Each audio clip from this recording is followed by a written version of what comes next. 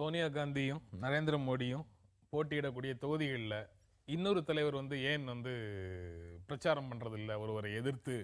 அதனால பாரதிய ஜனதா கட்சிக்கும் காங்கிரஸ் கட்சிக்கும் இடையில ஒரு ரகசிய உடன்பாடு இருக்கு அப்படின்னு ஆம் ஆத்மி கட்சியினுடைய அரவிந்த் கெஜ்ரிவால் சொல்றாரு. அவருடைய பிரச்சாரத்தின் போது சொல்றாரு. பாரதிய ஜனதா கட்சிக்கும் காங்கிரஸ் கட்சிக்கும் அப்படி ஏதேனும் தேர்தல் உடன்பாடு இருக்கா? ரகசிய உடன்பாடு இருக்கா? அதாவது சினிமாவில் ஹீரோ வில்லன் இருக்கும், அதோட கூட ஒரு காமெடியன் இருப்பாப்புல. அது மாதிரி இன்றைக்கி இந்திய அரசியலில் கெஜ்ரிவால்ங்கிறது ஒரு காமெடியன். அதாவது பிஜேபி சோனியா காந்திக்கு எதிராக வேட்பாளர் நிறுத்தியிருக்கு. அதே போல் காங்கிரஸ் கட்சி மோடி அவர்களுக்கு எதிராக வேட்பாளர் நிறுத்தியிருக்கு. இரண்டாவது, எல்லா இடங்களிலும் நாம் பிரச்சாரமும் தீவிரமாக நடத்தி கொண்டிருக்கோம். அப்படி இருக்கும் பொழுது நீ ஏன் இந்த ஊருக்கு கேம்பெயினுக்கு போகலன்னு பேசுகிறதுங்கிறது அசல் கோமாளித்தனமான பேச்சு. நிர்வாகத்தை கண்டு பயந்து ஓடிவிட்ட ஒரு நபர் ஒரு பிளாபரிங் இது. அது தவிர வேற ஒன்றும் இல்லை. நம்ம சினிமாலேயே எடுத்துக்கிட்டிங்கன்னா என்எஸ் கிருஷ்ணனை கோமாளின்னு சொல்கிறவங்க இருக்காங்க.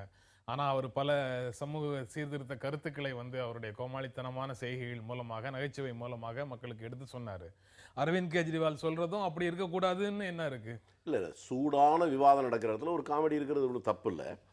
ஆனால் அவர் சொல்வதில் எங்கே நான் வேறுபடனா, ஒரு தலைவர்னு இருக்கிற தொகுதியில் இன்னொரு தலைவர் நேரடியாக போய் பேசினா மட்டும்தான் எதிர்ப்பதாக நினைக்கிறதா, அது பாவம் அவருடைய அறியாமை.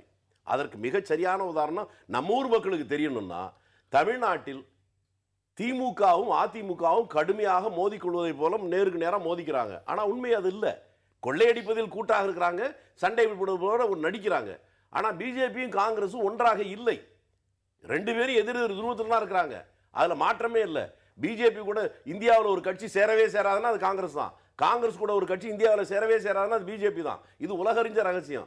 இது அவர் சும்மா பொழுதுபோக்காக அவர் பேசிட்டு இருக்கிறாரு. பொழுதுபோக்காக அவர் பேசுற மாதிரி தெரியல. அவர் அதுக்கு பின்னால வரிசையாக சில குற்றச்சாட்டுகளையும் முன்வைக்கிறாரு. நரேந்திர மோடி மீதான தொலைபேசி ஒட்டு கேட்பு சர்ச்சையை பற்றி நீங்க ஏன் பேச மாட்டேங்கிறீங்க காங்கிரஸ்ல?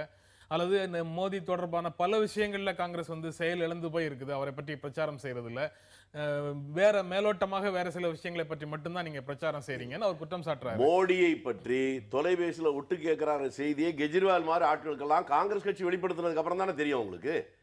மோடியை பற்றி மிக கடுமையான விமர்சனம் காங்கிரஸ் கட்சி மட்டும்தான் வச்சுக்கிட்டு இருக்கு. அது அவர் புரிஞ்சுக்கலன்னாக்கா அது அவருடைய தப்பு, காங்கிரசுடைய தவறாக இருக்க முடியாது. காங்கிரஸ் மிக தெளிவாக பிஜேபியை விமர்சிக்கிறது, பிஜேபியும் காங்கிரஸ் விமர்சிக்கிறது. அது அவருக்கு புரியலன்னா நாங்க என்ன பண்ண முடியும்? அது நீங்க இப்ப கொஞ்ச நேரத்துக்கு முன்னாடி சொன்ன மாதிரி திமுகவும் அண்ணா திமுகவும் ஒரு விமர்சிக்கிறாங்க, இல்ல வேறு சில விஷயங்களை உடன்பாடாக இல்ல. இந்த விஷயத்திலே நீங்க சொல்ற அதே மாதிரி கெஜ்ரிவால் உங்களை சொல்லக்கூடாதா? இல்ல இதிலேயே நான் சொல்லுகிறேன். குஜராத் ஸ்னூப் கேட்டுங்க கூடிய ஒரு விஷயத்துல சிபிஐ வழக்கு தொடர்ந்திருக்கு, காங்கிரஸ் வழக்கு நடந்து கொண்டு இருக்கிறது. அது மாத்திரமல்ல, நரேந்திர மோடி அவர்களை கொன்னா என்ன, அவர் பயங்கரவாதியாக இருந்தால் கூட அவங்கள அரசாங்கம் நடவடிக்கை எடுக்கக்கூடாது. அதுவும் சென்ட்ரல் இன்டெலிஜென்ஸ் சொல்லி தான் சொராபுதீன் கேஸே நடந்தது. இருந்தாலும் கூட அதை போய் வச்சுக்கொண்டு இவரை மவுத் கி சௌதாக்கர், மரண வியாபாரின்னு சோனியா காந்தி நேரடியாக பேசியது எல்லாமே இருக்குது. ஆகவே வழக்கும் தொடர்ந்து இருக்காங்க. கெஜ்ரிவாலை பொறுத்த வரைக்கும் ஏதோ கோமாளித்தனங்கள் அங்கங்கே பண்ணணும். அதனால தான் அவர் கட்சிக்காரங்களே அவர் தினந்தோறும் அறையிறாங்க. அந்த கட்சிக்கு பேர் இப்போ அன்றாடம் அறை வாங்கும் கட்சின்னு பேர் வர்ற அளவுக்கு அவர் அரசியல்ல ஜனநாயக களத்தில் பிரச்சாரம் செய்ய வரக்கூடிய நபர்களை யாரையாவது அனுப்பி அடிக்கிற பழக்கத்தை எந்தெந்த ஆட்கள்லாம் வச்சிருக்காங்களோ அவங்க எல்லாம் ஜனநாயகத்தை காக்குறவங்கன்னு மக்கள் நம்ப வேண்டிய சூழல்ல இருக்கிறாங்க. இல்ல, அவரோட கட்சிக்காரங்க உனக்கு ஆட்சி செய்ய கொடுத்தா 49 நாள் ராஜினாமா பண்ணிட்டு நீ அரசியல் இருக்கிறதுக்கே லாயக்கு இல்லை, மக்கள் நம்பிக்கை இல்லாத ஆளுன்னு பேசி கொண்டிருக்கிற அளவுக்கு அவருடைய ஆதரவாளர்கள் மத்தியிலேயே ஆதரவு இழந்து போயிருக்கும் பொழுது ஏதோ ஒன்று பேசினா நாம் இன்னைக்கு ஹெட்லைன்ஸில் வரமாட்டோமா, தலைப்பு செய்தியில் பேர் வராதாங்கக்கூடிய ஒரு சபலத்தின் காரணமாக பேசி கொண்டிருக்கின்ற வெற்று பேச்சு தானே ஒழிய இது ஒரு முக்கியத்துவம் கொடுத்து பேசுகிற அளவுக்கு கூட கெஜ்ரிவால் ஒரு இம்பார்ட்டன்ட் பாலிட்டிஷியன் இன்னைக்கு இல்லை. Is irrelevant in today's politics. அவர் திரும்ப ராஜஸ்தானில் ராபர்ட் வதேரா மேலே இருக்கக்கூடிய புகார்கள் மேலே ராஜஸ்தான் அரசு, வசுந்தரா ராஜே சிந்தியா அரசு ஏன் நடவடிக்கை எடுக்கல? நீங்க பிரச்சாரத்துக்கு எல்லாத்தையும் சொல்றீங்க, ஆனா ஆக்சுவலா நடவடிக்கை எடுக்கக்கூடிய அதிகாரத்துக்கு வரும்போது நீங்க எடுக்க மாட்டேங்கிறீங்க அப்படின்னு சொல்லி. இல்ல, வாட்ரா கேஸ் ராஜஸ்தான்ல மட்டும் இல்ல, ஹரியானால இருக்கு, டெல்லியில ஜனாதிபதி மாளிகைக்கு நேர் பின்னாடி இருக்கிற இடத்த அவருக்கு கொடுத்துருக்காங்க. ஆகவே இது ஒரு சென்ட்ரல் இன்வெஸ்டிகேஷன் வேணும். அது மே 17க்கு பிறகு நடக்கும். ஆகவே அதனால் இவர் கெஜ்ரிவால் நினைக்கிற மாதிரியா ஒன்று பிட்டாக பண்ணணும்னு அவசியம் இல்லை. we will do it. ஏன்னா it has got inter state ramification. All India character இருக்கிற ஊழல் அது. அதனால் அந்த சமயத்தில் நிச்சயமாக நடவடிக்கை வரும். அது கெஜ்ரிவால் சொல்லணுன்னே ஒன்றும் அவசியம் இல்லை. நீங்கள் ஊழல் தொடர்பான புகார்களில் எடுக்கக்கூடிய நடவடிக்கைகள் மட்டும் இல்லை, பல விஷயங்களில் பாரதிய ஜனதா கட்சியும் காங்கிரஸ் கட்சியும் ஒன்றுபட்டு செயல்படுது அப்படிங்கிறத கடந்த காலத்தில் நாடாளுமன்ற நடவடிக்கைகள்லையும் பார்க்க முடிஞ்சுது. பல சட்டங்களை நிறைவேற்றுவதற்கு அவருடைய ஆதரவை பெற்று நீங்கள் செயல்பட்டீங்க. அதையும் சேர்த்து இதில் பார்க்க முடியாதா? ஏங்க, ஜனநாயகத்தில் கட்சிகள் பலவாக இருந்தாலும் சில தீர்மானங்கள் ஒன்று வருவதில் உட்காந்து பேசி தான் ஒரு முடிவுக்கு வர முடியும். போற போக்கில் ராஜாவும் இட்லி சாப்பிட்டாரு, நானும் இட்லி சாப்பிட்டேன், ஆனால் இவங்க 2 பேரும் ஒண்ணுதான் சொல்ற இடத்து கூட வந்தாலும் வருவாங்க போட்டிருக்கு. இல்ல ஜனநாயகம் அதையும் சொல்லுவார்.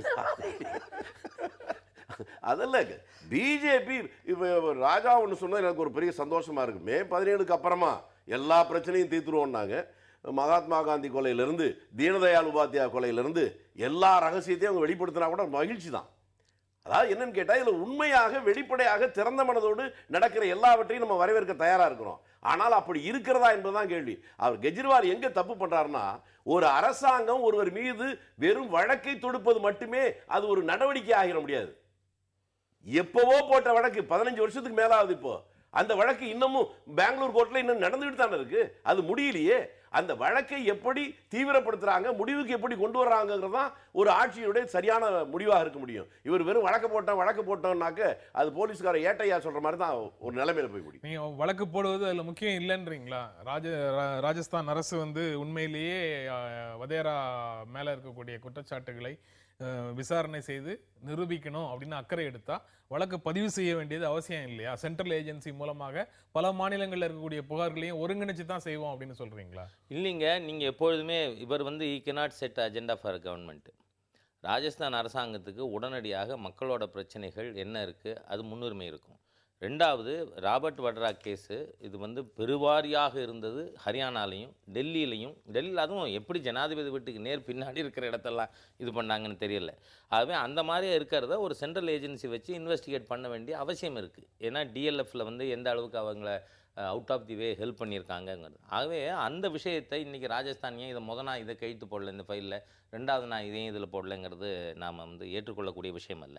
மேலும் நீங்கள் சொன்ன விஷயத்தில் தொடர்ந்து பல்வேறு மசோதாக்கள் பாராளுமன்றத்தில், அதுவும் குறிப்பாக ராஜ்யசபாவில் மக்கள் நலன் கருதி பிஜேபியினுடைய நிலைப்பாடை அமெண்ட்மெண்ட்ஸு பல விஷயங்கள் நாங்கள் கொண்டு வந்த திருத்தங்களை அரசாங்கம் ஏற்றிருக்கிறது. ஏற்ற பிறகு அதுக்கு நாம் ஆதரவு கொடுத்துருக்கோம். நீங்கள் இல்லைன்னு சொன்னால் என்ன குற்றச்சாட்டு வரும்? எந்த சட்டமே ஏற்ற விடலை இந்த கட்சி, ஆகவே இவங்க முட்டுக்கட்டை போடுறவங்களா இருக்காங்க அப்படிங்கிற மாதிரி குற்றச்சாட்டு வரும். ஆகவே ஒரு ஆளுங்கட்சி எதிர்கட்சி, அதுவும் காங்கிரஸ் கட்சிக்கு ராஜ்யசபாவில் ரொம்ப மோசமான ஒரு நிலை, ப்ரிகேரியஸ் பொசிஷன் மெஜாரிட்டியில். அப்படி இருக்கும்பொழுது அரசாங்கம் எங்களுக்கு உடன்பாடு இருக்குன்னு மசோதாவை நாங்கள் ஆதரிக்கிறதுங்கிறது கட்சிக்கு இடையிலான ஒரு சமரசம் என்று பேசுவது உள்ளபடியே அது அறியாமையின் வெளிப்பாடுன்னு தான் நான் நினைக்கிறேன். நீங்க 49 நாள் அப்படின்னு சொல்லி எள்ளி நகையாடி சொல்றீங்க அவருடைய ஆட்சி காலத்தை. அந்த 49 நாள்ல அவர் ஷீலா தீட்சித் மேல வழக்கு பதிவு செய்திருக்காரு, முகேஷ் அம்பானி மேல வழக்கு பதிவு செய்திருக்காரு.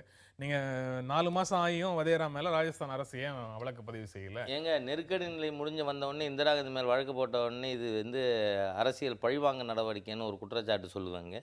அன்றைக்கி ராஜஸ்தான் சர்க்கார் உடனே செஞ்சுருந்தாக்க உடனே என்ன சொல்லுவாங்க, ஆஹா பார்த்தீங்களா நேராக சோனியா காந்தி குடும்பத்தில் கை வச்சுட்டாங்கன்னு.